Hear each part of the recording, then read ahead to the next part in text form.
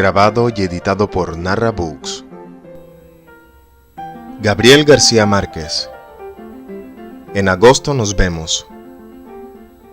Volvió a la isla el viernes 16 de agosto en el transbordador de las 3 de la tarde.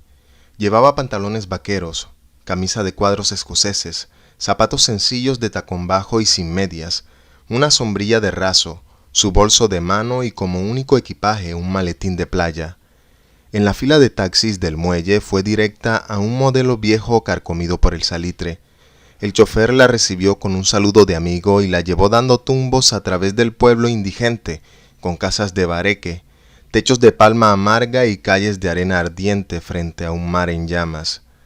Tuvo que hacer cabriolas para sortear los cerdos impávidos y a los niños desnudos que lo burlaban con pases de torero. Al final del pueblo se enfiló por una avenida de palmeras reales donde estaban las playas y los hoteles de turismo, entre el mar abierto y una laguna interior poblada de garzas azules. Por fin se detuvo en el hotel más viejo y desmerecido. El conserje la esperaba con la ficha de inscripción lista para firmar y las llaves de la única habitación del segundo piso que daba a la laguna. Subió las escaleras con 4 zancadas y entró en el cuarto pobre con un olor de insecticida reciente y casi ocupado por completo con la enorme cama matrimonial. Sacó del maletín un neceser de cabritilla y un libro intonso que puso en la mesa de noche con una página marcada por el cortapapeles de marfil. Sacó una camisola de dormir de seda rosada y la puso debajo de la almohada. Sacó también una pañoleta de seda con estampados de pájaros ecuatoriales, una camisa blanca de manga corta y unos zapatos de tenis muy usados y los llevó al baño. Antes de arreglarse se quitó el anillo de casada y el reloj de hombre que usaba en el brazo derecho, los puso en la repisa del tocador y se hizo abluciones rápidas en la cara para lavarse el polvo del viaje y espantar el sueño de la siesta. Cuando acabó de secarse sopesó en el espejo sus senos redondos y altivos a pesar de sus 2 partos. Se estiró las mejillas hacia atrás con los cantos de las manos para acordarse de cómo había sido joven. Pasó por alto las arrugas del cuello, que ya no tenían remedio, y se revisó los dientes perfectos y recién cepillados después del almuerzo en el transbordador. Se frotó con el pomo de desodorante las axilas bien afeitadas y se puso la camisa de algodón fresco con las iniciales AMB bordadas en el bolsillo. Se cepilló el cabello indio, largo hasta los hombros, y se amarró la cola de caballo con la pañoleta de pájaros. Para terminar, se suavizó los labios con lápiz labial de vaselina simple, se humedeció los índices en la lengua para alisarse las cejas encontradas, se dio un toque de maderas de oriente detrás de cada oreja y se enfrentó por fin al espejo con su rostro de madre otoñal. La piel sin un rastro de cosméticos tenía el color y la textura de la melaza, y los ojos de topacio eran hermosos con sus oscuros párpados portugueses. Se trituró a fondo, se juzgó sin piedad, y se encontró casi tan bien como se sentía. Solo cuando se puso el anillo y el reloj se dio cuenta de su retraso. Faltaban 6 para las 4, pero se concedió un minuto de nostalgia para contemplar las garzas que planeaban inmóviles en el sopor ardiente de la laguna. El taxi la esperaba bajo los platanales del portal. Arrancó sin esperar órdenes por la avenida de palmeras hasta un claro de los hoteles donde estaba el mercado popular al aire libre, y se detuvo en un puesto de flores.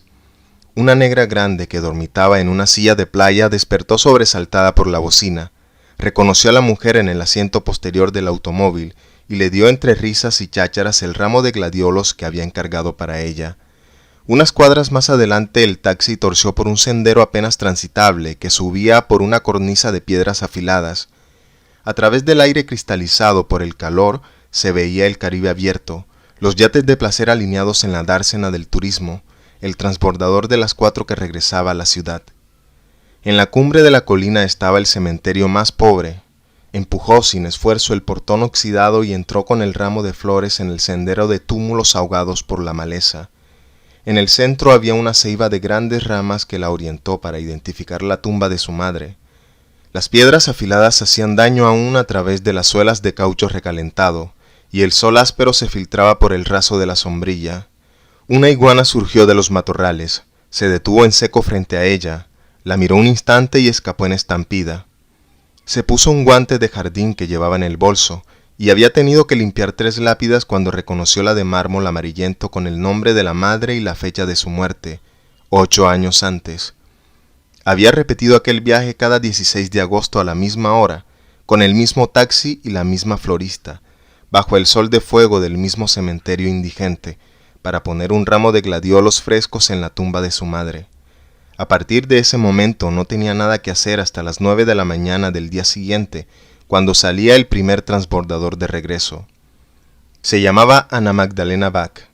Había cumplido 46 años de nacida y 27 de un matrimonio bien avenido con un hombre que amaba y que la amaba, y con el cual se casó sin terminar la carrera de artes y letras, todavía virgen y sin noviazgos anteriores. Su madre había sido una célebre maestra de primaria montessoriana que, a pesar de sus méritos, no quiso ser nada más hasta su último aliento. Ana Magdalena heredó de ella el esplendor de los ojos dorados, la virtud de las pocas palabras y la inteligencia para manejar el temple de su carácter. Era una familia de músicos. Su padre había sido maestro de piano y director del Conservatorio Provincial durante 40 años. Su marido, también hijo de músicos y director de orquesta, sustituyó a su maestro. Tenían un hijo ejemplar que era el primer cello de la Orquesta Sinfónica Nacional a los 22 años y había sido aplaudido por Mstislav Leopoldovich Rostropovich en una sesión privada. En cambio, la hija de 18 años tenía una facilidad casi genial para aprender de oído cualquier instrumento, pero solo le gustaba como pretexto para no dormir en casa. Estaba de amores alegres con un excelente trompetista de jazz, pero quería profesar en la orden de las Carmelitas Descalzas contra el parecer de sus padres. La voluntad de ser enterrada en la isla la había expresado su madre 3 días antes de morir. Ana Magdalena quiso viajar al entierro, pero a nadie le pareció prudente, pues ella misma no creyó que pudiera sobrevivir a la congoja. Su padre la llevó a la isla el primer aniversario para poner la lápida de mármol que estaban debiéndole a la tumba. La asustó la travesía en una canoa con motor fuera de borda que demoró casi 4 horas sin un instante de buena mar. Admiró las playas de arena dorada al borde mismo de la selva virgen, la algarabía de los pájaros y el vuelo fantasmal de las garzas en el remanso de la laguna interior. La deprimió la miseria de la aldea, donde tuvieron que dormir a la intemperie en hamacas colgadas entre 2 cocoteros, a pesar de que allí habían nacido un poeta y un senador grandilocuente que estuvo a punto de ser presidente de la República. La impresionó la cantidad de pescadores negros con el brazo mutilado por la explosión prematura de los tacos de dinamita. Sin embargo, por encima de todo, comprendió la voluntad de su madre cuando vio el esplendor del mundo desde la cumbre del cementerio. Era el único lugar solitario donde no podía sentirse sola. Fue entonces cuando Ana Magdalena Bach se impuso el propósito de dejarla allí donde estaba y llevar todos los años un ramo de gladiolos para su tumba.